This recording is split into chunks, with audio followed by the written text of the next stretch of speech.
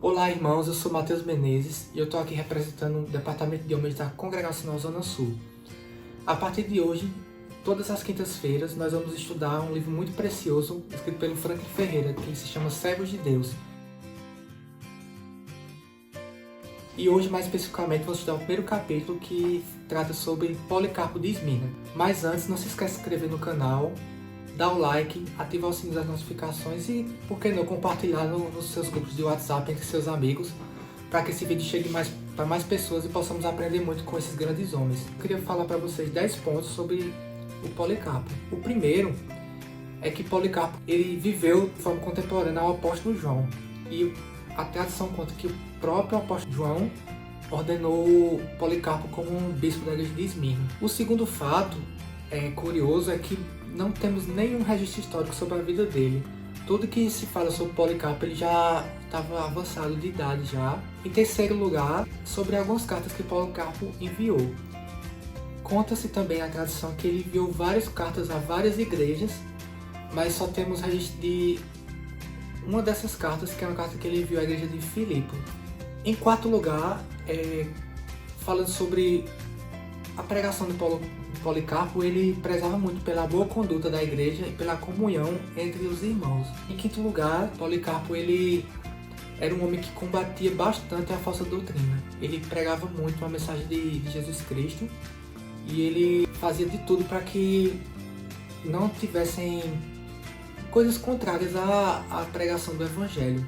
Em sexto lugar, falando já sobre a fuga dele, o imperador ordenou que prendessem ele.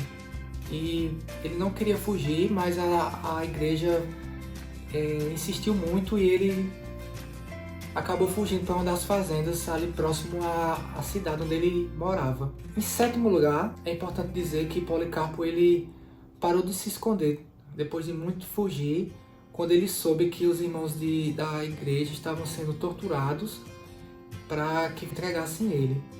Então ele acabou se entregando. Em oitavo lugar, mais um fato curioso sobre Policarpo, é que ele ofereceu comida aos soldados quando foram prender ele.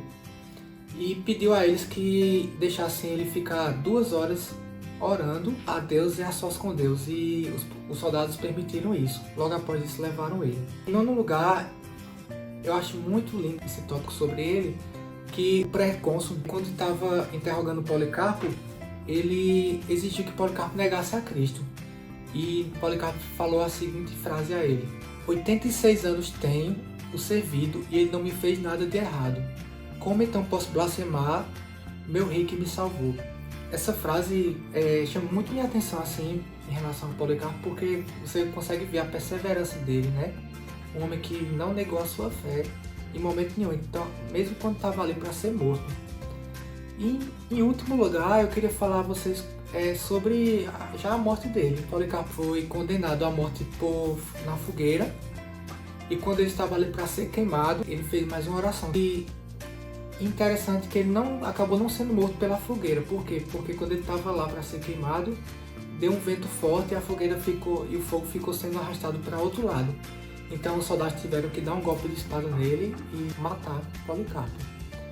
O que é que eu queria dizer a vocês com tudo isso? Assim, que a gente pegue essa grande lição na vida de Policarpo, que a gente seja perseverante no Evangelho, que a gente possa não baixar a cabeça para o que o mundo fala, o que o mundo prega contra nós, que a gente seja forte, que a gente, como homem, possa viver de acordo com aquilo que a palavra de Deus determina para nós. E eu gostaria de encerrar esse vídeo, já agradecer a vocês pela atenção, com a oração final de Policarpo, quando ele já estava ali para ser queimado. Queria que você prestasse bastante atenção nessa oração, e se possível você pode até pesquisar no Google, que você vai encontrar lá, muito fácil, velho. A oração diz o seguinte: Ó Senhor, Deus Todo-Poderoso, Pai de teu bendito e bem-amado Filho Jesus Cristo, porque nós temos conhecido de Ti, Deus dos anjos e das potestades, Deus de toda a criação e de toda a família dos justos, que vive em Tua presença.